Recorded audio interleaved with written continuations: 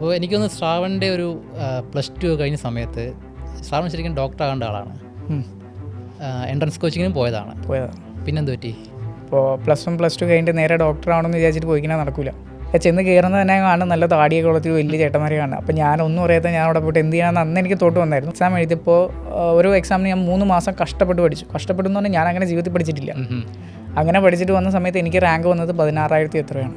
എൻ്റെ മനസ്സിൽ ആ സമയത്ത് ഉണ്ടായിരുന്ന ആദ്യം സോഫ്റ്റ്വെയർ എഞ്ചിനീയർ ആയാൽ കൊള്ളാലോ എന്നുള്ളത്. പക്ഷേ അന്നേരം ഞാൻ പറഞ്ഞു പോയല്ലോ ഡോക്ടർ ആവണമെന്നുള്ളത്. പിന്നെ പാരൻസിനും ഭയങ്കര താല്പര്യമായിരുന്നു. അപ്പോൾ അങ്ങനെ ഞാൻ ഒന്ന് ട്രൈ ചെയ്ത് നോക്കിയതായിരുന്നു. പക്ഷേ അവസാനം ഞാൻ എന്താണോ അന്ന് വിചാരിച്ചത് അതെനിക്ക് ഞാൻ വീണ്ടും അങ്ങോട്ട് എത്തി. എൻ്റെ കൂടെയുള്ളവർ ജോലിക്ക് കയറാൻ തുടങ്ങിയപ്പോഴാണ് എനിക്കിതിൻ്റെ പ്രോബ്ലംസ് മനസ്സിലാകാൻ തുടങ്ങി. ഓക്കെ, ഞാൻ എന്താ കയറാത്ത എന്താ ഇങ്ങനെ ആലോചിച്ച് വന്നപ്പോൾ അങ്ങനെ ഞാൻ നിന്ന സമയത്താണ് ഞാൻ ഇൻറ്റേൺഷിപ്പ് എന്തെങ്കിലും ഒന്ന് ചെയ്യണമെന്ന് വെച്ചാൽ, കാരണം നമുക്ക് കരിയർ ഗ്യാപ്പ് വരുവാണ് ഇങ്ങനെ പോയാലും. അപ്പോൾ അതുകൊണ്ട് തന്നെ ഞാൻ എൻ്റെ ചേച്ചിയുണ്ട്, ശ്രദ്ധ എന്നാണ് പേര്. അപ്പോൾ ആളോട് ചോദിച്ചത് എന്താ ചെയ്യണമെന്ന്. അപ്പോൾ ചേച്ചി പറഞ്ഞു ഓക്കെ നമുക്കൊരു കാര്യം ഇൻറ്റേൺഷിപ്പ് ചെയ്യാം. അങ്ങനെ ഞാൻ തപ്പി വന്നതാണ് വൺ ടീം സൊല്യൂഷനിലേക്ക്. അപ്പോൾ അന്ന് ഞാൻ തപ്പിയപ്പോഴേക്കും എനിക്ക് ഏറ്റവും ബെസ്റ്റായിട്ട് തോന്നിയത് പിന്നെ എൻ്റെ ചേച്ചി തന്നെ അവിടെ നിന്ന് പ്ലേസ്ഡ് ആയിപ്പോയ ഒരാളായതുകൊണ്ട് പിന്നെ എനിക്ക് കൂടുതൽ ചിന്തിക്കേണ്ടതൊന്നും വന്നില്ല. Welcome to one team talks. ഇന്ന് നമ്മുടെ കൂടെയുള്ളത് ശ്രാവണാണ്. ശ്രാവൺ വൺ ടീമിൽ പൈത്തൺ കോഴ്സ് കഴിഞ്ഞ് AI/ML എഞ്ചിനീയറായിട്ട് ഇൻഫോ പാർക്കിൽ വർക്ക് ചെയ്യുകയാണ്. Welcome Shravan. Thank you sir. അപ്പോൾ നമുക്ക് ബേസിക്കായിട്ട് ഒന്ന് സ്റ്റാർട്ട് ചെയ്യാം. ശ്രാവൺ ജസ്റ്റ് ഒന്ന് വീട് എവിടെയാണ്, വീട്ടിൽ ആരൊക്കെയുണ്ട്, ഫാമിലി ഒക്കെ ഒന്ന് പറയാമോ? യെസ്, ഞാൻ ബേസിക്കലി എറണാകുളത്ത് തന്നെയാണ്, മുളന്തുരുത്തി എന്ന് പറയും. ആൻഡ് വീട്ടിൽ അമ്മ, അച്ഛൻ, ഞാൻ, പിന്നെ എൻ്റെ ചേച്ചി. അഫ്കോഴ്സ് ചേച്ചിനെ സാറിന് അറിയാം, ശ്രദ്ധ. ഇവിടെ തന്നെ പ്ലേസ്ഡ് ആയി പോയതാണ്. അപ്പോൾ എനിക്കൊന്ന് ശ്രാവണിൻ്റെ ഒരു +2 കഴിഞ്ഞ സമയത്ത് ശ്രാവൺ ശരിക്കും ഡോക്ടർ ആകേണ്ട ആളാണ്. എൻട്രൻസ് കോച്ചിങ്ങിനും പോയതാണ്. പിന്നെന്ത് പറ്റി? സത്യം പറഞ്ഞു കഴിഞ്ഞാൽ വാഗുകൊണ്ട് പറച്ചിൽ മാത്രം ഉണ്ടായിരുന്നു, ഒരു എഫേർട്ട് എടുക്കണ്ടായിരുന്നില്ല. അപ്പോൾ +1 +2 കഴിഞ്ഞിട്ട് നേരെ ഡോക്ടർ ആവണമെന്ന് വിചാരിച്ചിട്ട് പോയിക്കാൻ നടക്കില്ല. ഞാൻ അവിടെ എത്തിയ സമയത്ത് ലൈക്ക് 5 കൊല്ലം അല്ലെങ്കിൽ 3 കൊല്ലമൊക്കെ റിപ്പീറ്റ് ചെയ്ത ആൾക്കാർ വരെ അവിടെ ഉണ്ട്, സ്റ്റിൽ കിട്ടിയിട്ടില്ല. ചെന്ന് കയറുന്നത് തന്നെ കാണും നല്ല താടിയൊക്കെ ഉള്ളത്തിൽ വലിയ ചേട്ടന്മാരെ കാണും. അപ്പോൾ ഞാനൊന്നും അറിയാത്ത ഞാൻ അവിടെ പോയിട്ട് എന്ത് ചെയ്യണമെന്ന് അന്ന് എനിക്ക് തോട്ട് വന്നായിരുന്നു. പക്ഷേ ഞാൻ നല്ല ഡെഡിക്കേറ്റഡ് ആയിട്ട് ഇരുന്ന് പഠിക്കാൻ തുടങ്ങി. അപ്പോൾ അന്ന് എക്സാം എഴുതാൻ പോയ സമയത്ത് അവിടെ കോഴ്സിൽ 17,000 പിള്ളേരുണ്ടായിരുന്നു അവിടെ മൊത്തമായിട്ട്. അപ്പോൾ അന്ന് എക്സാം എഴുതിയപ്പോൾ ഒരു എക്സാമിന് ഞാൻ 3 മാസം കഷ്ടപ്പെട്ട് പഠിച്ചു. കഷ്ടപ്പെട്ടെന്ന് പറഞ്ഞാൽ ഞാൻ അങ്ങനെ ജീവിതത്തിൽ പഠിച്ചിട്ടില്ല. അങ്ങനെ പഠിച്ചിട്ട് വന്ന സമയത്ത് എനിക്ക് റാങ്ക് വന്നത് 16,000 എത്രയാണ്. അപ്പോൾ എനിക്ക് മനസ്സിലായി 3 മാസം ഞാൻ കഷ്ടപ്പെട്ടു. 3 മാസം കഷ്ടപ്പെട്ട സമയത്ത് എനിക്ക് ആ ഒരു റാങ്കിലേക്ക് എത്തിയില്ല. ഇനി അടുത്തൊരു 3 മാസം കഷ്ടപ്പെട്ടാലും ഞാൻ ഈ 16ൽ നിന്ന് ഇപ്പോൾ ഒരു 10ലേക്ക് എത്തും. അപ്പോഴും ഒരു ഫുൾ ഡിവിഷൻ ആയിട്ടില്ല. ഞാൻ കേരളത്തിൻ്റെ മാത്രമേ പറയുന്നത്. അപ്പം എൻ്റെ മനസ്സിൽ ഉറപ്പായി എന്തായാലും എന്നെ അത്രയും കഷ്ടപ്പെട്ട് പൈസയും കൊടുത്ത് ഇവിടെ വെച്ച് അച്ഛൻ അയച്ചല്ലോ, കുറച്ച് ലക്ഷം രൂപയായി. അപ്പോൾ ഇനി വീണ്ടും എനിക്ക് പ്രൈവറ്റ് കോളേജിൽ പോയി ചേർന്ന് വീണ്ടും അച്ഛനെ കൊണ്ട് പൈസ ചിലവായിപ്പിക്കാൻ എനിക്ക് താല്പര്യം ഉണ്ടായില്ല. അപ്പോൾ എന്നാണോ എനിക്കത് മനസ്സിലായി അന്ന് ഞാൻ സ്റ്റോപ്പ് ചെയ്തു മെഡിസിൻ്റെ. അത് ഞാൻ വീട്ടിൽ പറഞ്ഞിട്ടില്ല, മേ ബി വീഡിയോ വരുമ്പോഴായിരിക്കും അവരറിയാൻ പോകുന്നത്. അപ്പോൾ അന്ന് ഞാൻ സ്റ്റോപ്പ് ചെയ്തിട്ട് പിന്നെ ഞാൻ കീമിൻ്റെ ഇരുന്ന് പഠിക്കാൻ തുടങ്ങി. അപ്പോൾ കീമിൻ്റെ പ്രശ്നം എന്താ വെച്ചിട്ടുണ്ടെങ്കിൽ ഞാൻ മാത്സിൽ ഉള്ള സമയത്ത് നല്ല രീതിയിൽ പഠിക്കുമായിരുന്നു, പക്ഷേ എന്നോട് ടച്ചൊക്കെ വിട്ടുപോയായിരുന്നു. അപ്പോൾ ഞാൻ കഷ്ടപ്പെട്ട് 2-3 ബുക്കൊക്കെ ഒപ്പിച്ചിട്ട് സൈഡിൽ കൂടി ഇരുന്ന് പഠിക്കും. അമ്മയച്ഛൻ ചോദിക്കുമ്പോൾ ബയോളജി പഠിച്ച് അത് പഠിച്ചെന്ന് പറയും. അങ്ങനെ അവസാനം ഒരു ടൈം ആയപ്പോൾ എൻ്റെ ഭാഗ്യം ഞാൻ പറയാനുള്ള സത്യം പറഞ്ഞാൽ ഭയങ്കര പാൻഡമിക് ആയിട്ടുള്ള കൊറോണ വന്നു. അപ്പോൾ എനിക്കൊരു റീസണായി പറയാനായിട്ട്. അമ്മ എനിക്ക് അങ്ങോട്ട് പോകാൻ പറ്റില്ല, അച്ഛൻ അങ്ങോട്ട് പോയി പഠിക്കാൻ പറ്റില്ല എന്നുള്ള രീതിയിൽ പറയാൻ പറ്റിയ ഒരു റീസണായി. അപ്പോൾ വീട്ടിലെത്തിയപ്പോഴേക്കും അച്ഛൻ എൻ്റെ അടുത്ത് ചോദിച്ചാൽ മോനെ നിനക്ക് എഴുതണമെന്ന് ചോദിച്ചു. ഞാൻ പറഞ്ഞ അച്ഛാ ടച്ച് വിട്ടുപോയില്ലേ, നീ എഴുതണമെന്ന് വെച്ചു. എനിക്ക് തോന്നുന്നു വേറെ ഒരു അച്ഛനും അമ്മയൊന്നും സമ്മതിക്കില്ലെന്നുണ്ട്. എൻ്റെ അടുത്ത് ചോദിച്ചു എഴുതുമെന്ന് ചോദിച്ചു, അല്ലാണ്ട് എഴുതണമെന്നല്ല പറഞ്ഞു. ഞാൻ പറഞ്ഞു വേണ്ടാന്ന് പറഞ്ഞപ്പോൾ അച്ഛൻ പറഞ്ഞു വേണ്ട. എത്രയോ ലക്ഷം രൂപ ചിലവായിരുന്നു കേട്ടോ. അപ്പം അന്ന് ഞാൻ പക്ഷേ ഡിസൈഡ് ചെയ്തായിരുന്നു എന്തായാലും ഇത് പോയി, ഇനി കീമ് ഞാൻ എന്തായാലും ക്രാക്ക് ചെയ്യുമെന്ന് വിചാരിച്ചു. കഷ്ടപ്പെട്ട് പഠിച്ചായിരുന്നു, കരയാ പഠിക്കുക അതായിരുന്നു എൻ്റെ സ്ട്രക്ചർ സത്യം പറഞ്ഞു കഴിഞ്ഞാൽ. കാരണം അത് പോയല്ലോ, എനിക്കാണ് മുഖത്ത് നോക്കാൻ പറ്റുള്ള, തെറ്റിയത് പോലെ പോയി. കാരണം ഞാൻ കള്ളത്തരം ചെയ്തല്ലോ. അപ്പോൾ എന്നെ വിശ്വസിച്ചിരിക്കുകയാണല്ലോ. അപ്പോൾ ഞാൻ പിന്നെ കഷ്ടപ്പെട്ട് പഠിച്ച് എനിക്ക് റാങ്ക് ഉണ്ടായിരുന്നു കീമിൽ. ആൻഡ് ഞാൻ എയിം ചെയ്തത് പ്രൈവറ്റ് കോളേജ് നമ്പർ 1 മുത്തൂറ്റായിരുന്നു. അവിടെ തന്നെ എനിക്ക് കിട്ടി, കമ്പ്യൂട്ടർ സയൻസിൽ തന്നെ കിട്ടി. എൻ്റെ മനസ്സിൽ ആ സമയത്ത് ഉണ്ടായിരുന്ന ആദ്യം സോഫ്റ്റ്വെയർ എഞ്ചിനീയർ ആയാൽ കൊള്ളാലോ എന്നുള്ളത്. പക്ഷേ അന്നേരം ഞാൻ പറഞ്ഞു പോയല്ലോ ഡോക്ടർ ആവണമെന്നുള്ളത്. പിന്നെ പാരൻസിനും ഭയങ്കര താല്പര്യമായിരുന്നു. അപ്പോൾ അങ്ങനെ ഞാൻ ഒന്ന് ട്രൈ ചെയ്ത് നോക്കിയതായിരുന്നു. പക്ഷേ അവസാനം ഞാൻ എന്താണോ അന്ന് വിചാരിച്ചത് അതെനിക്ക് ഞാൻ വീണ്ടും അങ്ങോട്ട് എത്തി. പാരൻസ് എക്സ്പെക്റ്റ് ചെയ്തിരുന്നത് ഡോക്ടറാണ്. പാരൻസ് എക്സ്പെക്റ്റ് ചെയ്തതെന്ന് പറഞ്ഞാൽ ഞാൻ പറഞ്ഞിട്ടാണ് എക്സ്പെക്റ്റേഷൻ വന്നത്. അപ്പോൾ അത് എൻ്റെ കയ്യിലാണ് മൊത്തത്തിലും പ്രോബ്ലംസ് ഉള്ളത്. പക്ഷേ ഇപ്പം അവർ ഹാപ്പിയാണ്. അവർ ഓക്കെയാണ്, ഡോക്ടർമാർ എഞ്ചിനീയർ ആയപ്പോഴും ഹാപ്പിയാണ്, അവർ ഹാപ്പിയാണ്. ഓക്കെ. അപ്പോൾ ഇപ്പോൾ സാധാരണ എഞ്ചിനീയറിംഗ് റാങ്കൊക്കെ വാങ്ങിച്ച് നല്ല ടോപ്പ് കോളേജിൽ അഡ്മിഷൻ കിട്ടി. അവിടെയും എനിക്ക് തോന്നുന്നു ശ്രാവണിൻ്റെ ഒരു 4 years എന്ന് പറഞ്ഞു കഴിഞ്ഞാൽ സാധാരണ ടിപ്പിക്കൽ എഞ്ചിനീയറിംഗ് കോളേജിലെ സ്റ്റുഡൻറ്റിൻ്റെ ലൈഫ് എങ്ങനെയാണോ അതുപോലെ തന്നെയാണ്. അത് അത്യാവശ്യം നല്ല റാങ്കൊക്കെ വാങ്ങിച്ച് ഫസ്റ്റ് ഇയറിൽ നന്നായിട്ട് പഠിക്കുന്നു. സെക്കൻഡ് ഇയർ മുതൽ നേരെ മാർക്ക് താഴോട്ട് പോകാൻ തുടങ്ങുന്നു. 4th year ആകുമ്പോഴത്തേക്കും അത്യാവശ്യം സപ്ലിയൊക്കെ ആയി അത് മിക്കവാറും ഒരു മെജോറിറ്റി എഞ്ചിനീയറിംഗ് പഠിക്കുന്ന ആൾക്കാരുടെ അവസ്ഥ ഇതാണ്. അപ്പോൾ ആ ഒരു സ്റ്റേജിലായിരുന്നു ശ്രാവൺ എഞ്ചിനീയറിംഗ് കംപ്ലീറ്റ് ചെയ്യുന്നത്. അപ്പോൾ എനിക്ക് അതുകൊണ്ട് തന്നെ ക്യാമ്പസ് പ്ലേസ്മെൻറ്റിലോ ഒന്നും അറ്റൻഡ് ചെയ്യാൻ പറ്റിയിട്ടില്ലായിരുന്നു, ഈ ബാക്ക് പേപ്പറൊക്കെ ഉള്ളതുകൊണ്ട്. അപ്പോൾ അത് എനിക്കൊന്ന് മുത്തൂറ്റ് പോലത്തെ കോളേജിലൊക്കെ ഒരുപാട് കമ്പനീസ് വരുന്നതാണ്, ഇൻ്റർവ്യൂസ് ഇഷ്ടംപോലെ നടക്കുന്നുണ്ട്, നല്ല സ്റ്റുഡൻസ് തന്നെ വരുന്നതുകൊണ്ട് തന്നെ നല്ല പ്ലേസ്മെൻറ്റ് റേറ്റ് ഉള്ളൊരു കോളേജാണ്. അപ്പോൾ അവിടെ നിന്ന് 4 years കഴിഞ്ഞ് ഇറങ്ങിയപ്പോൾ ഒരു പ്ലേസ്മെൻ്റ് ഒന്നും ഇല്ലാതെ ഇറങ്ങുന്ന സിറ്റുവേഷൻ വന്നപ്പോൾ അപ്പോഴും ഈ വീട്ടിൽ നിന്ന് ക്വസ്റ്റ്യൻസ് വരുന്ന സിറ്റുവേഷൻ വരത്തില്ലേ? അതായത് എഞ്ചിനീയറിംഗ് കഴിഞ്ഞിട്ട് ജോലി ആകുന്നില്ലേ, അല്ലെങ്കിൽ നെക്സ്റ്റ് പ്ലാൻ എന്താണ്? അത് എൻ്റെ അടുത്ത് ചോദിക്കുക എന്ന് പറഞ്ഞാൽ അങ്ങനെ ഒരുപാട് സ്ട്രെസ് ചോദിക്കില്ല. കാരണം ലൈക്ക് എനിക്ക് അറിഞ്ഞൂടാ എന്താ കാരണം എന്ന് വെച്ചാൽ എനിക്ക് അറിഞ്ഞൂടാ. പക്ഷെ എൻ്റെ മനസ്സിൽ എന്തോ ഉണ്ടെന്ന് അവർക്ക് അറിയാം. പക്ഷേ സത്യം പറഞ്ഞാൽ എൻ്റെ മനസ്സിലൊന്നും ഉണ്ടായില്ല. ഓക്കെ, ഞാൻ അവിടെ നിന്ന് ഇറങ്ങി തിരിച്ചു വന്നു. അപ്പോൾ ഓക്കെ 4 years ആയി. ആൻഡ് റിക്രൂട്ട്മെൻറ്റ് സമയത്ത് എനിക്ക് ഇരിക്കാൻ പറ്റാത്ത മെയിൻ കാരണം എന്ന് വെച്ചാൽ 2 സപ്ലി ഞാൻ എഴുതിയത്. പക്ഷേ ആ ഒന്നിൻ്റെ റിസൾട്ട് വരാൻ വൈകിപ്പോയി. അപ്പോൾ ആ സമയം കൊണ്ട് വന്നവരെല്ലാവരും പോയി. പിന്നെ 1-2 കയറി ഇരുന്നായിരുന്നു. പക്ഷേ അപ്പോഴും ഞാൻ ഒരു സ്റ്റേജ് പാസ്സായി. സെക്കൻഡ് സ്റ്റേജിൽ പോയൊരു 2-3 ഇൻ്റർവ്യൂസ് ഉണ്ടായിരുന്നു. പക്ഷേ എന്നാലും എനിക്കൊരു ബേസ് ഉണ്ടായില്ല. ആസ് എ സ്റ്റുഡൻറ്റ് എന്ന് പറഞ്ഞാൽ ഞാൻ 4 years കൊണ്ട് പഠിച്ചത് എന്താണെന്ന് വെച്ച് കഴിഞ്ഞാൽ എനിക്ക് സത്യം പറഞ്ഞാൽ ഒന്നും ഞാൻ പഠിച്ചിട്ടില്ല.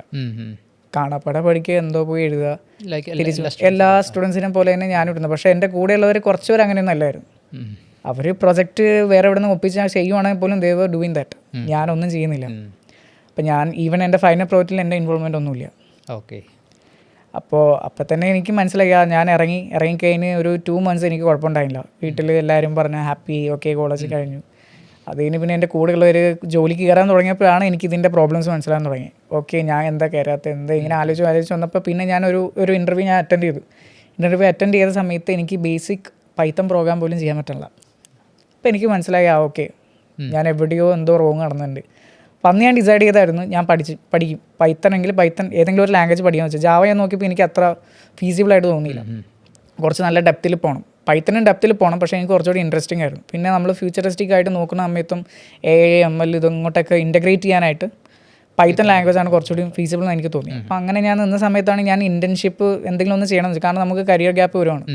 2 months എന്ന് പറഞ്ഞാൽ ദേ വർ കൺസിഡർ ആസ് എ ഗ്യാപ്പ് എങ്ങനെ പോയാലും. അപ്പോൾ അതുകൊണ്ട് തന്നെ ഞാൻ എൻ്റെ ചേച്ചിയുണ്ട്, ശ്രദ്ധ എന്നാണ് പേര്. അപ്പോൾ ആളോട് ചോദിച്ചത് എന്താ ചെയ്യണമെന്ന്. അപ്പോൾ ചേച്ചി പറഞ്ഞു ഓക്കെ നമുക്കൊരു കാര്യം ഇൻറ്റേൺഷിപ്പ് ചെയ്യാം. അങ്ങനെ ഞാൻ തപ്പി വന്നതാണ് വൺ ടീം സൊല്യൂഷനിലേക്ക്. അപ്പോൾ അന്ന് ഞാൻ തപ്പിയപ്പോഴേക്കും എനിക്ക് ഏറ്റവും ബെസ്റ്റായിട്ട് തോന്നിയതും പിന്നെ എൻ്റെ ചേച്ചി തന്നെ അവിടെ നിന്ന് പ്ലേസ്ഡ് ആയിപ്പോയ ഒരാളായതുകൊണ്ട് പിന്നെ എനിക്ക് കൂടുതൽ ചിന്തിക്കേണ്ടതൊന്നും വന്നില്ല. പിന്നെ സാറിനാണോ അറിയായിരുന്നു, അങ്ങനെ രഞ്ജിത്ത് സാറിനും അറിയായിരുന്നു. അപ്പോൾ അങ്ങനെ അവരോടൊക്കെ സംസാരിച്ചിട്ട് അവസാനം വൺ ടീം സൊല്യൂഷനിലേക്ക് എത്തി. അപ്പോൾ ഈ എഞ്ചിനീയറിംഗ് കഴിഞ്ഞ് 2024 2024 അപ്പോൾ ഈ ശരിക്കും ഇപ്പോൾ +2 കഴിഞ്ഞപ്പോഴൊക്കെ ആണെങ്കിലും ഈ MBBS പോകാമെന്നൊക്കെ തീരുമാനിച്ചപ്പോഴും ആ സമയം മുതലേ ശ്രാവണിൻ്റെ ലൈഫിലെ തീരുമാനങ്ങൾ എടുക്കുന്നത് ശ്രാവൺ തന്നെയായിരുന്നോ? തീരുമാനം എടുത്തിരുന്നു, പക്ഷെ അതൊന്നും ഒരു തീരുമാനമല്ലായിരുന്നു. പാരൻസ് സപ്പോർട്ട് ചെയ്യുന്നു കാരണം അവർക്ക് വേറെ വഴിയില്ലല്ലോ. അവർ നമ്മളെയല്ലേ ഫുള്ളി ട്രസ്റ്റ് ചെയ്യുന്നത്. അപ്പം ഞാനല്ലേ പെർഫോം ചെയ്യേണ്ടത്. പക്ഷേ ഞാൻ എന്തോ ചെയ്യുന്നുണ്ട്, എന്തൊക്കെയോ കാണിക്കുന്നുണ്ട്. പിന്നെ അതിൻ്റെ ഇടയ്ക്ക് ഞാൻ കുറച്ച് പാട്ടും ഇതിൻ്റെ പുറകിലൊക്കെ പോയായിരുന്നു. അപ്പോൾ ഞാൻ അതിൽ കുറച്ച് ഫോക്കസ് ആയി. പിന്നെ ഞാൻ വിചാരിച്ചെന്നാൽ പിന്നെ ഷോർട്ട് ഫിലിമിൻ്റെ രീതിയിലൊക്കെ പോകാമെന്ന് വെച്ച സമയത്ത് ഒരു സംഭവം എൻ്റെ ലൈഫിൽ നടന്നു. അത് ഞാൻ പബ്ലിക്കലി ഇപ്പോൾ പറയുന്നില്ല, കുറച്ച് കഴിയുമ്പോൾ അതെല്ലാവരും കാണാൻ പറ്റും. അപ്പോൾ അത് കഴിഞ്ഞ ശേഷം പിന്നെ ഞാൻ എൻ്റെ ലൈഫിൽ കുറച്ചുകൂടി സീരിയസ് ആയി. ഓക്കെ. അപ്പോൾ അങ്ങനെ ഇപ്പോൾ പൈത്തണിലേക്ക് വന്നതും അതിൻ്റെ ഒരു ഫ്യൂച്ചർ നോക്കി, അല്ലെങ്കിൽ നമുക്കൊരു കരിയർ ഗ്രോത്ത് കിട്ടുന്നത് നോക്കി, അങ്ങനെയാണെങ്കിൽ പൈത്തൺ പഠിക്കാൻ തീരുമാനിക്കുന്നത്. ശ്രാവണം കുറച്ചുകൂടെയൊക്കെ കംഫർട്ടായിട്ട് ഫീൽ ചെയ്തത് പൈത്തൺ തന്നെയാണ്. ഓക്കെ. അപ്പോൾ അത് കഴിഞ്ഞിട്ട് ഇപ്പോൾ ഇൻഫോ പാർക്കിൽ ജോയിൻ ചെയ്തു. AI ML ആണ് വർക്ക് ചെയ്യുന്നത്. എങ്ങനെയുണ്ട് ജോലി, എങ്ങനെ പോകുന്നു? സത്യം പറഞ്ഞാൽ സുഖമാണ്. നമ്മൾ വിചാരിക്കുന്ന പോലെയല്ല. നമുക്ക് ഞാൻ ചെന്നിരിക്കുന്ന ഫേം എന്ന് പറഞ്ഞു കഴിഞ്ഞാൽ എനിക്ക് പഠിക്കാൻ ഓപ്പർച്യൂണിറ്റി തരുവാണ്. അത് എല്ലായിടത്തും തരില്ല. ചിലവർ ബെഞ്ചിൽ ഇരുത്തുക ചെയ്യും. അപ്പോൾ ആ ബെഞ്ചിലിരിക്കുന്ന സമയത്ത് നമ്മൾ പഠിച്ചാൽ അവർക്ക് ഒന്നുമില്ല. പക്ഷേ ഇവിടെ അങ്ങനെയല്ല. അപ്പോൾ നമുക്ക് പഠിക്കാനുള്ള റിസോഴ്സസ് തരുവാണ്. നമ്മൾ പഠിക്കുമ്പോൾ നമുക്ക് അതിനനുസരിച്ചുള്ള ഒരു സാലറിയും തരുവാണ്. അപ്പോൾ അവർ നമ്മൾ വിശ്വസിക്കണം. അതിൻ്റെ കൂടെ കുറച്ച് ഇൻറ്റേർണൽ പ്രോജക്റ്റ് വരുന്നുണ്ട്. അപ്പോൾ വൺസ് ഞാൻ ലേൺ ആക്കി കഴിഞ്ഞ് കഴിഞ്ഞാൽ അവർ അതിനനുസരിച്ചുള്ള പ്രോജക്ട്സിലേക്ക് നമ്മളെ ഡയറക്റ്റ് ചെയ്യും. ആൻഡ് പിന്നെ നമുക്ക് കുറച്ച് സർട്ടിഫിക്കേഷൻസ് എടുക്കാൻ പറയുന്നുണ്ട്.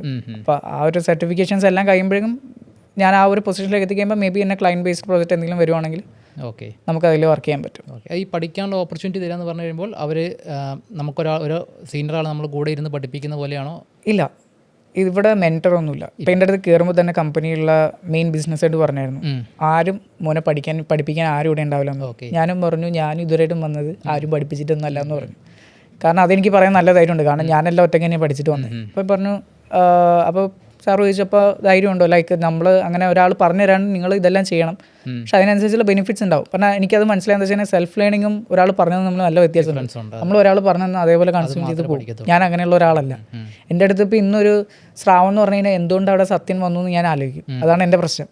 അപ്പോൾ അതുകൊണ്ട് ഞാൻ കുറേ ഇങ്ങനെ പോകുന്ന ഒരു കൈൻഡ് ഓഫ് പേഴ്സൺ ആയതുകൊണ്ട് എനിക്കത് കേട്ടപ്പോൾ തന്നെ ഞാൻ ഭയങ്കരമായിട്ട് ഹുക്ഡായി.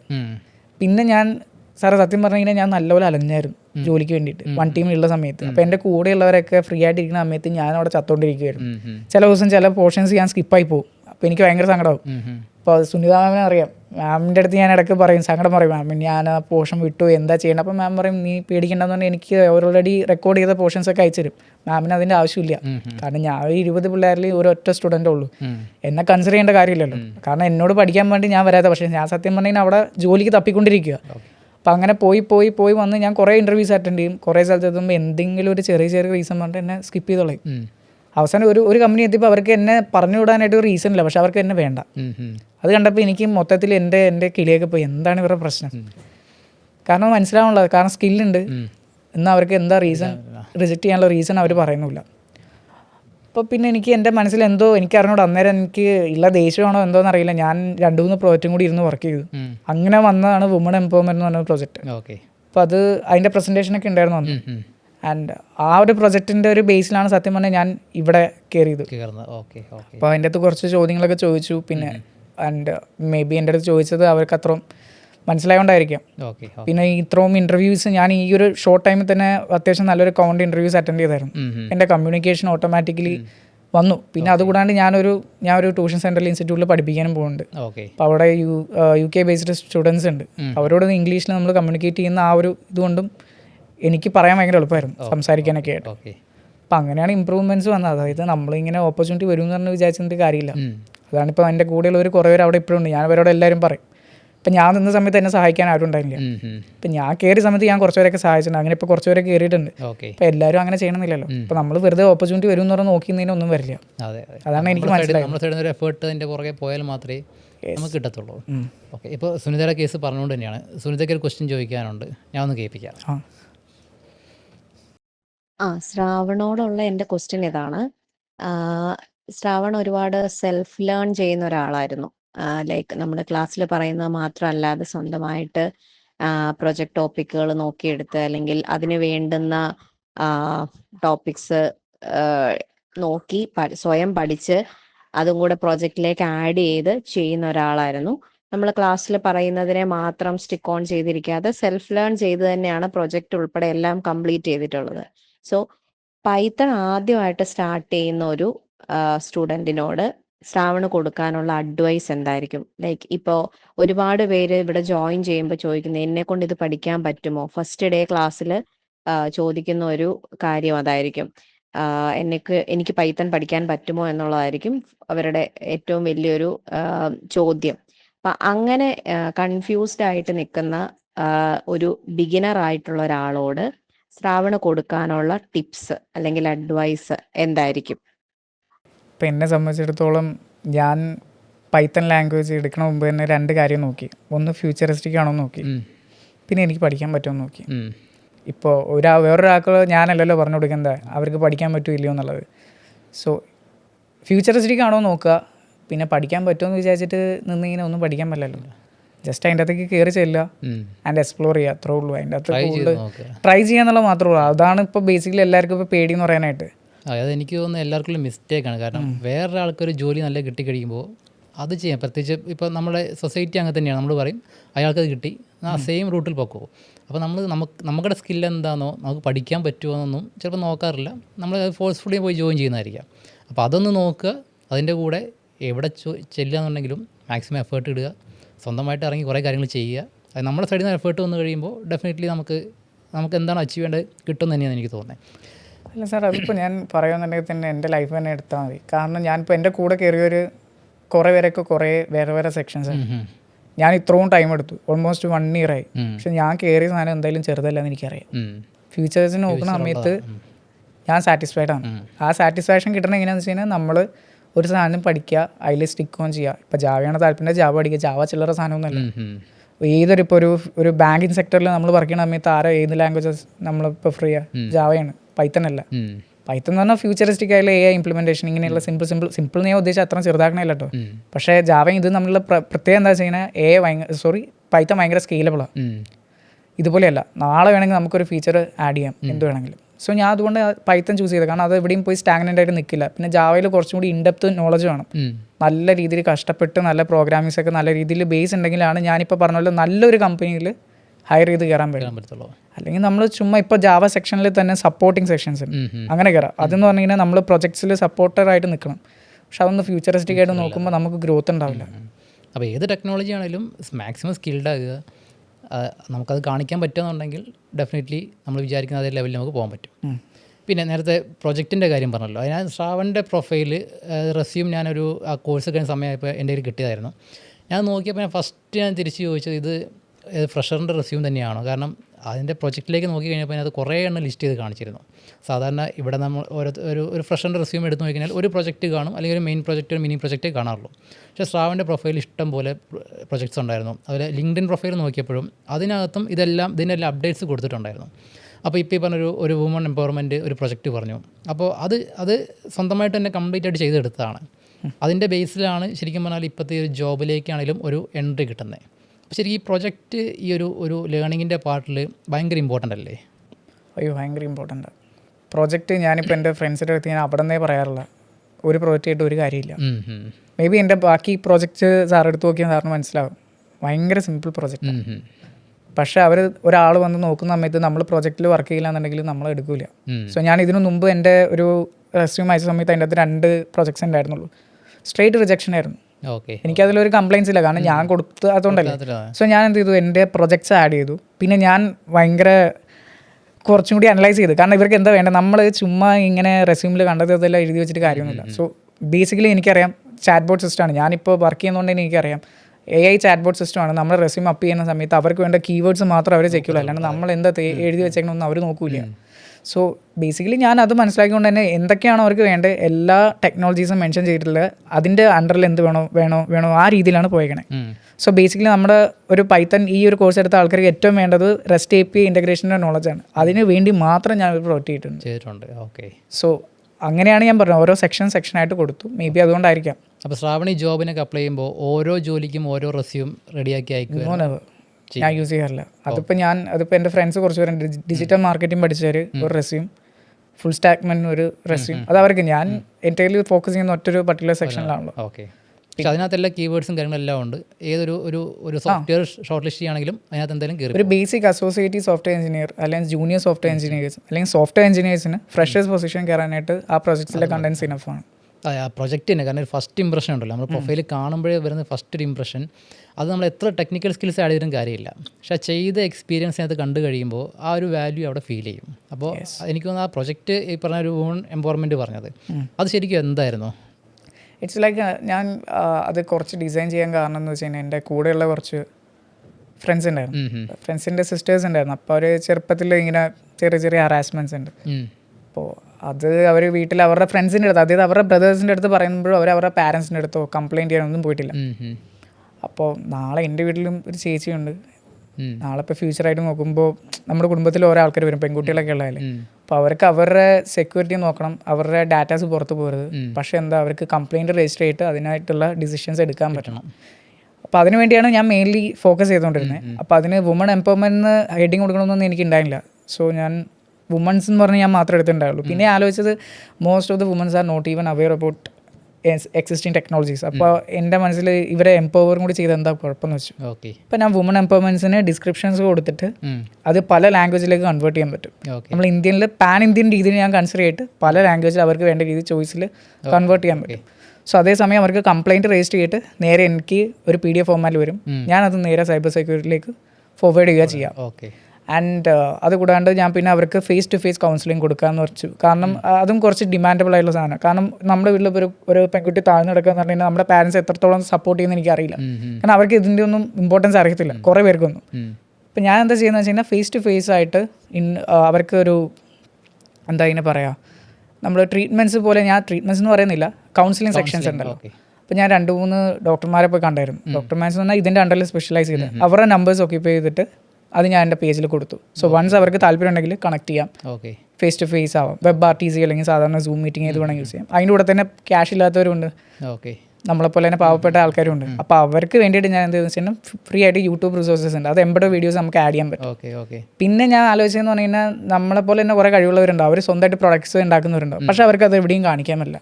അപ്പം ഞാനെന്തോ അത് എൻ്റെ ഒരു പേജ് ഒരു മാർക്കറ്റ് പ്ലേസ് പോലെ ആക്കി, അവിടെ അവർക്ക് അവരുടെ പ്രൊഡക്റ്റ് സെല് ചെയ്യാം, എന്ത് വേണം ചെയ്യാം. സോ അതിൻ്റെ അകത്ത് അവർക്ക് ഏണിങ്സ് വരും, എനിക്കൊന്നും അതിൻ്റെ അകത്ത് വേണ്ട. സോ ബേസിക്കലി വുമൻസിനെ എംപവർ ചെയ്യുക എന്നുള്ളത് മാത്രമായിരുന്നു എൻ്റെ മനസ്സിൽ. ഈ പ്രോജക്റ്റ് ഇപ്പോൾ ലൈവായിട്ട് നിൽപ്പുണ്ട്. ലൈവായിട്ട് ഇപ്പോൾ ഉണ്ട്. ഓക്കെ, ആർക്ക് വേണമെങ്കിലും കയറി ഈ പറഞ്ഞ സാധനങ്ങൾ സബ്മിറ്റ് ചെയ്യാം, ഷാപ്പിന് കിട്ടും. ഓക്കെ, ഇതായാലും ഇപ്പോൾ എല്ലാം യൂസ് ചെയ്യുന്നുണ്ടോ, ഇത് എവിടെയും പ്രൊമോട്ട് ചെയ്ത്? ഞാൻ സത്യം പറഞ്ഞു കഴിഞ്ഞാൽ അത് അതിനെക്കുറിച്ചൊക്കെ ആലോചിച്ചിരുന്നു, പക്ഷേ ഞാൻ പിന്നെ കുറച്ച് പുറലോട്ട് വലിഞ്ഞു. പിന്നെ ഞാൻ ജോബിൻ്റെ ഇതിൻ്റെ ഇതിലായിപ്പോയി. ഓക്കെ അപ്പോൾ അത് മാമിൻ്റെ അടുത്ത് ചോദിച്ചായിരുന്നു അതിനെക്കുറിച്ചൊക്കെ. പ്ലാൻ ചെയ്യുന്നുണ്ട്. ഓക്കെ, അല്ല ഇതും പാരലായിട്ട്, കാരണം അത് അത്രയും ചെയ്ത് വെച്ചൊരു വർക്ക് ചെയ്ത് വെച്ചത്, പ്രത്യേകിച്ച് 2 ഡോക്ടേഴ്സിനെ പോയി കണ്ട് അവരുടെയും ഒരു സമ്മതം വാങ്ങിച്ച് ആ ഡീറ്റെയിൽസൊക്കെ അതിനകത്ത് ആഡ് ചെയ്തു. ഒരാൾ വന്ന് ഒരു ഡീറ്റെയിൽ സബ്മിറ്റ് ചെയ്ത് കഴിഞ്ഞാൽ അയാൾക്കൊരു സൊല്യൂഷൻ കിട്ടുന്നുള്ള ലെവലിലൊരു പ്രൊഡക്റ്റായിട്ട് കയ്യിലിരിക്കുകയാണ്. അപ്പോൾ ശരിക്കും നന്നായിട്ട് പ്രൊമോട്ട് ചെയ്ത് ഈ പറഞ്ഞ ഈ ആവശ്യമുള്ള ഒരുപാട് പേര് കാണും. നമ്മൾ നോക്കുമ്പോൾ കാണുന്ന പോലെ ആയിരിക്കത്തില്ല, ഇത് ഉപയോഗമുള്ള ഒരുപാട് പേര് കാണുമായിരിക്കും. അപ്പോൾ അവർക്കൊരു സപ്പോർട്ട് കൊടുക്കാൻ പറ്റുകയെന്നുണ്ടെങ്കിൽ അത് ചെറിയ കാര്യമല്ല. കാരണം ഇതുപോലെ ഒരു കോഴ്സ് പഠിച്ചിട്ട് ഇത്രയും ആളുകൾക്ക് യൂസ്ഫുൾ ആയിട്ടുള്ള, സാധാരണ എല്ലാവരും പ്രൊജക്റ്റ് ചെയ്യാറുണ്ട് എന്തെങ്കിലുമൊക്കെ സിമ്പിൾ ഒരു ERP പോലത്തെ സാധനമോ ഒരു CRM ഒക്കെ ചെയ്ത് അവിടെ നിർത്തും.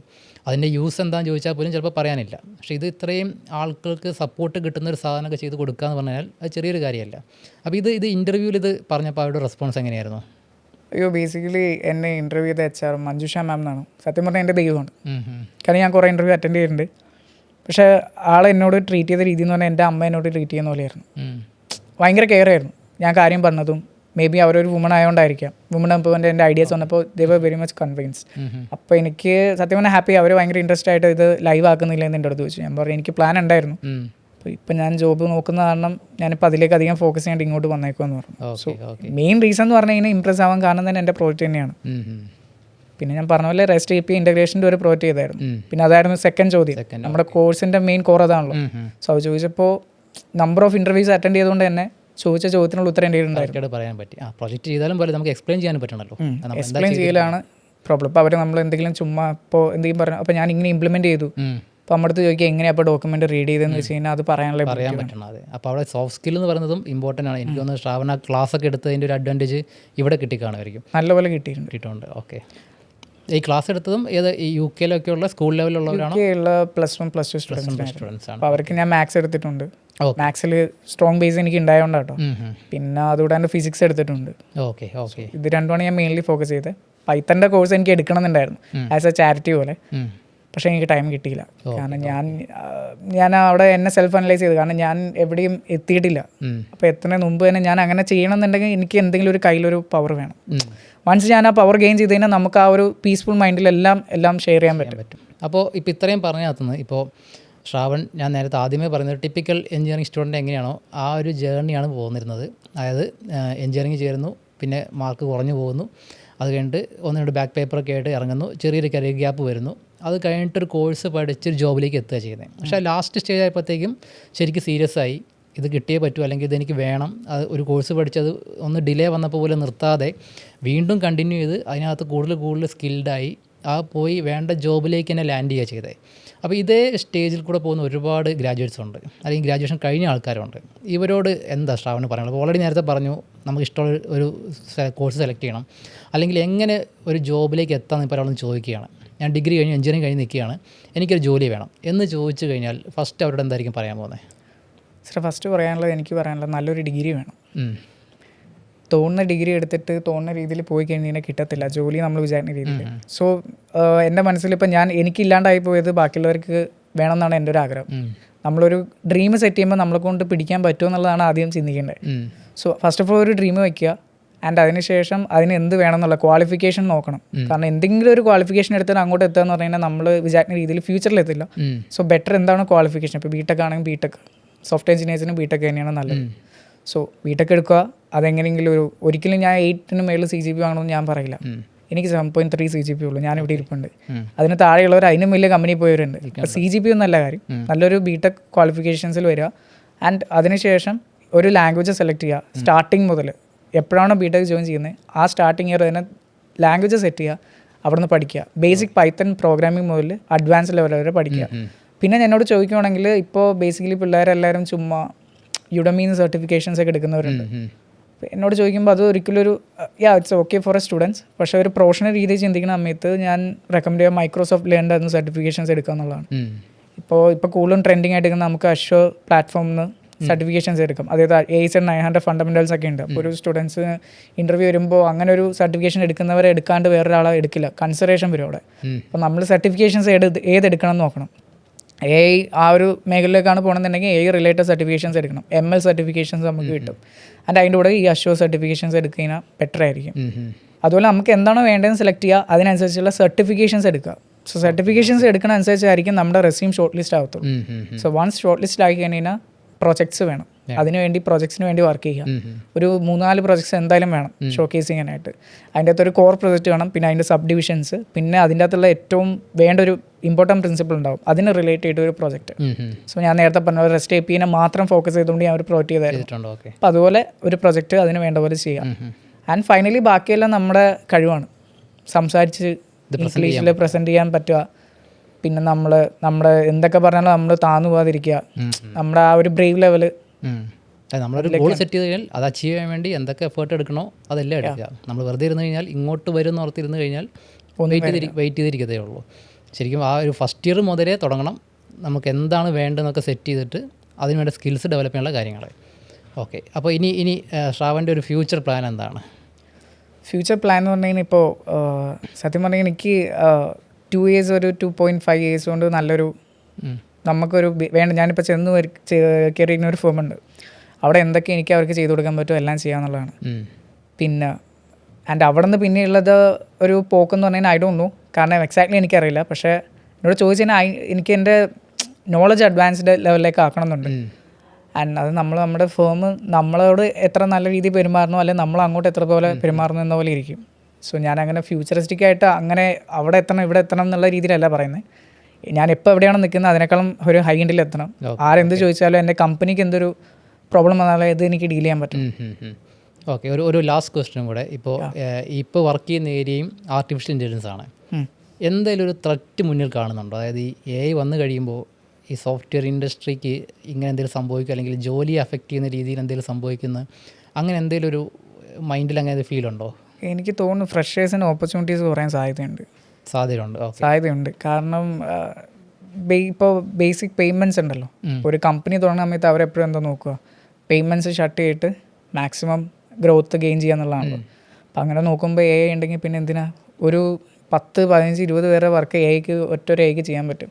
അതിനൊരു കുറച്ച് എമൗണ്ട് പേയ്മെൻറ്റ് നടത്തിയാൽ മതി മന്ത്ലി. ഓക്കെ.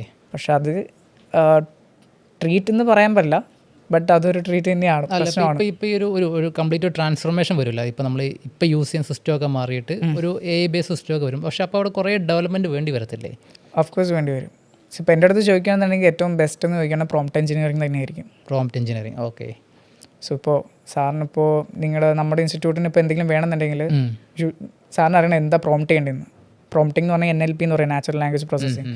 സോ നമ്മൾ ഇൻപുട്ട് ചെയ്യുന്ന പോലെ ഇരിക്കും. സോ ആ ഇൻപുട്ട് ചെയ്യാൻ അറിയുന്ന ഒരാളാണെന്നുണ്ടെങ്കിൽ അവന് എവിടെ എത്താം. ഇപ്പോൾ നമ്മൾ ബേസിക് ChatGPT ആണെങ്കിൽ പോലും നമ്മൾ സിംഗിൾ ലൈനിൽ കൊടുത്തു കഴിഞ്ഞാൽ നമുക്ക് കിട്ടുന്ന ജനറൽ സാധനം കിട്ടത്തുള്ളൂ. പക്ഷേ നമ്മൾ ഡീറ്റെയിൽഡായിട്ട് ഓരോ മൈന്യൂട്ട് പോയിന്റ് ആഡ് ചെയ്ത് കൊടുക്കുകയാണെന്നുണ്ടെങ്കിൽ നമുക്ക് യുണീക്ക് ആയിട്ടുള്ള നമ്മുടെ മൈൻഡിൽ എന്താണോ അത് ChatGPT ജനറേറ്റ് ചെയ്യാൻ പറ്റും. അപ്പോൾ അതിൻ്റെ തന്നെ നെക്സ്റ്റ് വേർഷൻ ഒരു കമ്പനിയിലൊക്കെ വർക്ക് ചെയ്യുമ്പോൾ പ്രോഗ്രാമിംഗ് ലെവലൊക്കെ ചെല്ലുമ്പോൾ ആ ലെവലിൽ പ്രോംപ്റ്റ് ചെയ്യാൻ പഠിക്കുക. പിന്നെ അതുപോലെ തന്നെ ജോലിക്ക് അത്ര എഫക്റ്റ് ചെയ്യാൻ സാധ്യതയില്ല. കാരണം നമ്മൾ മനുഷ്യരില്ലാണ്ട് നടക്കില്ലല്ലോ. എത്ര വന്നാലും നമ്മൾ മനുഷ്യൻ ചിന്തിക്കുന്ന പോലെ AI ചിന്തിക്കാൻ പറ്റില്ലല്ലോ. അത് പ്രോംപ്റ്റ് ചെയ്ത് കൊടുക്കാൻ ഒരാൾ എന്തായാലും വേണ്ടി വരും. സോ ഞാൻ ബേസിക്കലി വിശ്വസിക്കുന്ന പ്രോംപ്റ്റ് എഞ്ചിനീയറിംഗ് ഒരു നല്ലൊരു മേഖലയായിട്ട് തന്നെയാണ്. ഓക്കെ. അതിന് സെപ്പറേറ്റ് കോഴ്സസ് ഒക്കെ ഉണ്ട്. ഇപ്പം അങ്ങനെ എന്തെങ്കിലും പഠിക്കുന്നുണ്ടോ? ഞാൻ സൈഡിലെല്ലാം നോക്കുന്നുണ്ട്, ചെയ്യുന്നുണ്ട്. അപ്പോൾ നമ്മളിപ്പോൾ കമ്പനീൻ്റെ കുറച്ച് ചെറിയ വർക്ക്സിലൊക്കെയാണ്. അപ്പോൾ അതിൻ്റെ കൂടെ സർട്ടിഫിക്കേഷൻസ് എടുക്കണം. പിന്നെ പ്രോംപ്റ്റ് എഞ്ചിനീയറിംഗിൻ്റെ സർട്ടിഫിക്കേഷൻസ് എടുക്കണം. ഓക്കെ. സർട്ടിഫിക്കേഷൻസിലാണ് കാര്യം. പിന്നെ ബാക്കി നമ്മുടെ സെൽഫ് ലേണിംഗ് ആണ്. നമ്മൾ കുറച്ച് ഇൻറ്റേർണൽ പ്രോസസ് നമ്മൾ തന്നെ ചെയ്യാന്നുള്ളതാണ്. ഓക്കെ. അപ്പോൾ ശ്രാവൺ പറഞ്ഞത് കേട്ടിട്ട്, അതായത് ജസ്റ്റ് ഒരു BTech കഴിഞ്ഞിട്ട് പിന്നെ ശരിക്കും ശ്രാവൻ്റെ ഒരു പഠിത്തം സ്റ്റാർട്ട് ചെയ്യുന്നത് എഞ്ചിനീയറിംഗ് കഴിഞ്ഞ് ഇറങ്ങിയിട്ടാണ്. കഴിഞ്ഞ 2024 ഇറങ്ങിയ ശേഷമുള്ള ഒരു വർഷമാണ് ശരിക്കും എഫേർട്ട് എടുത്തത്. പക്ഷേ ആ എഫേർട്ട് എടുത്തതിന് റിസൾട്ട് കിട്ടുകയും ചെയ്തു. ആ കഷ്ടപ്പെട്ടതിനുള്ളൊരു, അതായത് വിചാരിച്ച പോലെ തന്നെ അതേ ഒരു നല്ല റോളിൽ നല്ലൊരു കമ്പനിയിൽ പ്ലേസ്ഡ് ആകാൻ പറ്റി. അവിടെ ചെന്നിട്ടും വീണ്ടും കുറേ കാര്യങ്ങൾ പഠിക്കാൻ പറ്റുന്നു. ജോബ് കിട്ടിയോടുകൂടി കംഫർട്ടായിട്ട് ഇരിക്കുകയല്ല, വീണ്ടും വീണ്ടും അതിൽ കൂടുതൽ ഡീപ്പായിട്ട് പഠിക്കാൻ പറ്റുന്നു. അപ്പോൾ എന്താണേലും ഇപ്പോൾ ശ്രവൺ നേരത്തെ പറഞ്ഞ പോലെ തന്നെ ആ കമ്പനിക്ക് ഒരു അസറ്റായിട്ട് ഒരു 2 വർഷം കഴിയുമ്പോഴത്തേക്കും ആ കമ്പനിയിൽ തന്നെ ഒരു നല്ല റോളിൽ അവരെക്സ്പെക്റ്റ് ചെയ്യുന്ന രീതിയിൽ പെർഫോം ചെയ്യുന്ന രീതിയിൽ ശ്രവൺ വരാൻ പറ്റട്ടെ. ആൻഡ് ഈ ഒരു AI ഒക്കെ വന്നു കഴിയുമ്പോൾ ഒരു 4-5 വർഷം കഴിയുമ്പോൾ ഇപ്പോൾ കേരളത്തിലോ അല്ലെങ്കിൽ ഇന്ത്യയിലുള്ള ടോപ്പ് AI എഞ്ചിനീയേഴ്സിൻ്റെ ലിസ്റ്റ് എടുക്കുമ്പോൾ അതിൽ ഒരു 10 പേരെ എടുത്തു കഴിയുമ്പോൾ അതിലൊരു പേര് ശ്രാവണിൻ്റെ വരുമെന്ന് ഉറപ്പാണ്. കാരണം ഈ ഒരു ഡിഗ്രി കഴിഞ്ഞ ഒരാൾ ഇപ്പോൾ നേരത്തെ പറഞ്ഞ പോലത്തെ ഒരു പ്രൊജക്റ്റൊക്കെ സ്വന്തമായി ഡെവലപ്പ് ചെയ്തെടുക്കുക എന്ന് പറഞ്ഞാൽ അത് സാധാരണ ആരും ചെയ്യുന്നതല്ല. അത് 1000-ലോ 10,000-ലോ ഒരാളെ അങ്ങനത്തേക്കേ ഉള്ളൂ. അപ്പോൾ ആ ലെവലിൽ ചെയ്യുന്ന ശ്രാവൺ ഒരു 5 വർഷം കൊണ്ട് ഈ പറഞ്ഞ ടോപ്പ് AI എഞ്ചിനീയേഴ്സ് ആരാൻ ചോദിച്ചു കഴിഞ്ഞാൽ അതിലൊന്ന് ഡെഫിനറ്റ്ലി ശ്രാവണിൻ്റെ പേര് കാണുന്ന ഞങ്ങൾക്ക് ഉറപ്പാണ്. അപ്പോൾ താങ്ക് യു സോ മച്ച്. ഇപ്പോൾ ഈ പറഞ്ഞ കാര്യങ്ങൾ പ്രത്യേകിച്ച് ഒരു ജോബ് നോക്കുന്ന ഒരു ഫ്രഷറിനെ സംബന്ധിച്ച് കുറേ കാര്യങ്ങൾ പഠിക്കാനുണ്ട്. അത് ജസ്റ്റ് ഒരു കോഴ്സ് ചെയ്തുകൊണ്ട് ജോലി കിട്ടത്തില്ല, അല്ലെങ്കിൽ അത് അങ്ങനെയല്ല ജോബിലേക്ക് എത്തണ്ടേ. പ്രത്യേകിച്ച് ആ റെസ്യൂം ഒക്കെ ചെയ്യുന്ന കാര്യങ്ങളിൽ പോലും പറഞ്ഞ കാര്യങ്ങൾ അത്രയും വാല്യുബിളാണ്. അപ്പോൾ ഇത് കേൾക്കുന്ന ഒരാൾക്ക് ഡെഫിനറ്റ്ലി അയാളുടെ ഒരു ജോബ് സെർച്ചിൽ അയാൾ കുറേ കാര്യങ്ങൾ ഇതിൽ നിന്ന് മനസ്സിലാക്കാൻ പറ്റും. അപ്പോൾ ഇത്രയും സമയം ഈ ഒരു എക്സ്പീരിയൻസ് ഷെയർ ചെയ്യുന്നതിന് special thanks and wish you all the very best. Thank you so much sir.